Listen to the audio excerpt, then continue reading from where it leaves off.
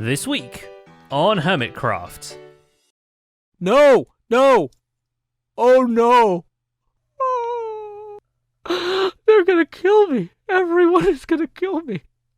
Oh no! Welcome to the Hermitcraft Recap. My name is Pixel Riffs, our writer is ZloyXP, and the tremors from TNT explosions and surprise sinkholes may have subsided, but the aftershocks of demise are still being felt around the server.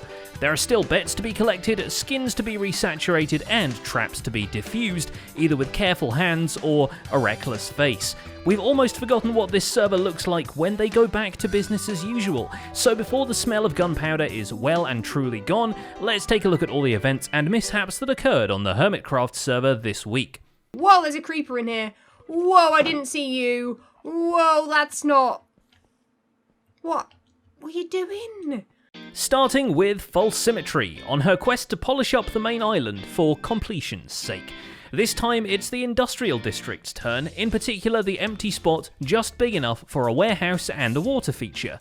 But unlike the AF cable redstonery and the other facilities, for now this one only serves as a handy airblock storage. That's weird. I expected it to do something a little bit more fancy than that, but actually, simpler the better. In her travels, False also connects parts of the archipelago together with a roadway for all those without an elytra or a place to hurry, which Cubfan instantly adds to with a sizable driveway for Concorp land, which looks incredibly inviting for how unwelcome any visitors generally are at Concorp. You can see we have some lamps in the middle here that we are currently building up. And yeah, we also have these buttresses on the side, which I think serve an important purpose. Really, we're just here for the use of the word buttress. For a bit more functional architecture, Cub throws a roof over his and Iskal's old Guardian farm, which is supposed to dramatically increase the Guardian spawn rate. And this is because Mojang won it so that if you're in the temple, which we don't have a temple anymore, we took down the entire temple.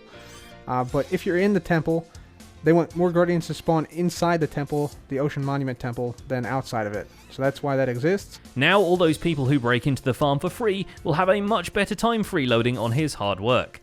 Speaking of Guardians, legal or otherwise, Zombie Cleo finds herself in the intensive care of one. And yes, technically, that's not her real mum. In chronological order, this, as many things in life, can be blamed on Mumbo Jumbo. It is his saturator malfunctioning that pushes the still human Cleo to these dire measures.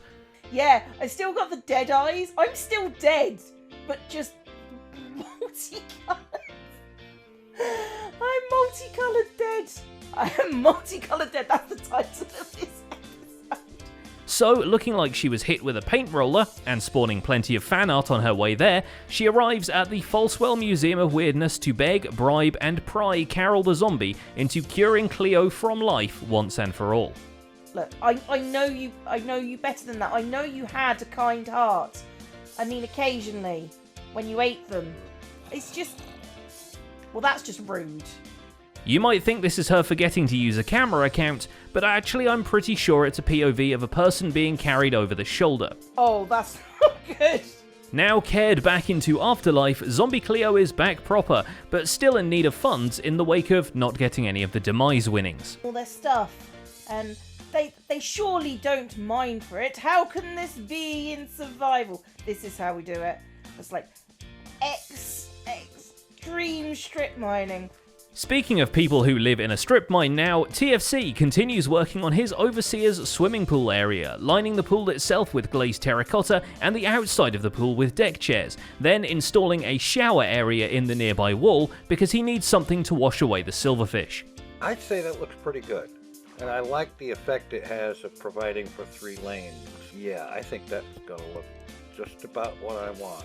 After hooking up the kelp smelter to his storage system, he seems pretty content that underground life has become sustainable, and if it's not, oh well. He still removes the surface level shack that's been his entrance to the vault since the beginning of the season.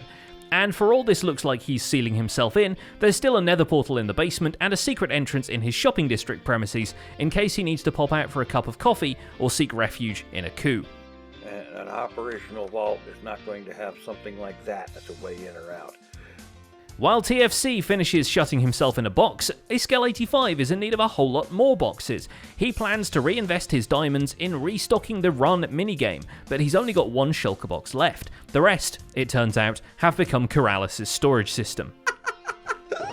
I think all of these boxes, yeah. No, well, some of them, most of them, comes directly from Run. Corrales' tech grid, or Corrales' entire storage system, is the boxes from Run. It's a point of pride that Iskall hasn't died since he won Demise, so the end raiding part is a little less relaxed than usual, but he comes out with 4 stacks of shulker shells and a handful of extra loot. Most of these boxes end up as joke prizes or get loaded up with vaguely valuable but easily farmable stuff, but as the saying goes, you've got to spend money to make money, and he shells out 10 diamond blocks off his Demise winnings to buy some god armor for the epic grand prize 420 jackpot of Doom TM. And if that wasn't ostentatious enough, he adds a neon sign. That is just so cool. I really like that. And you can run it in different iterations and it just goes absolutely crazy. Oh, that is just the coolest. Naturally, the first person he markets the return of Run to is Corrales, but in the process he has to swing by New Hermitville, which means he gets an eyeful of B-Dubs' castle, and is surprisingly complimentary about it, considering 2/3 of it is constructed from his blocky nemesis. Oh no, B-Double, what have you done? Why is this looking so good? It's looking spectacular, this build. I gotta admit. Oh, I don't want to look at it no more. Despite splashing all this cash around, Iskall might not be the hermit who won the most from Demise. Splitting the prize 3 ways left him with 45 diamond blocks, and as Impulse is keen to point out, the dead team's sweepstake for who would win the competition has left him with a great deal more. Holy cow, I am going to take it, and I will keep this. Jevin won 54 blocks of diamonds, which would technically make him the winner of Demise. Because, you see, that's more diamond blocks than Iskall got. It's enough that he can retire from working on his base, at least long enough to spend his free time getting in a round of miniature golf at the Holiday District. Which goes pretty well, except for the one moment his ball disappears into a rift in space-time. Hello? What just happened? And a brief struggle with the groundskeeper when he's trying to post his score. Put our score down here, if I can spell my name right. Oh, jeez! Why we... There's actually one hermit who scored even more diamond blocks from Demise than either Impulse SV or Iskall. Jevin got a payout of 54 diamond blocks from the dead team's betting pool. But Jevin decided to call it quits for Season 6 a couple of weeks ago, leaving the diamonds with no fixed abode. Enter Joe Hills, freshman investigating reports that his Halloween shop is letting mobs into the shopping mall. Moody. Okay, so like maybe this back corner here. 8 is not spawnable, is it? After blocking off a cave entrance that led into the shop and working some more on his hermitage, Joe is looking to do some good for the community and reimburse Jevin for some shenanigans at the Ravager Run minigame earlier in the series, which Joe completed first under the dubious influence of an invisibility potion, but Jevin managed to do the legit way just for fun.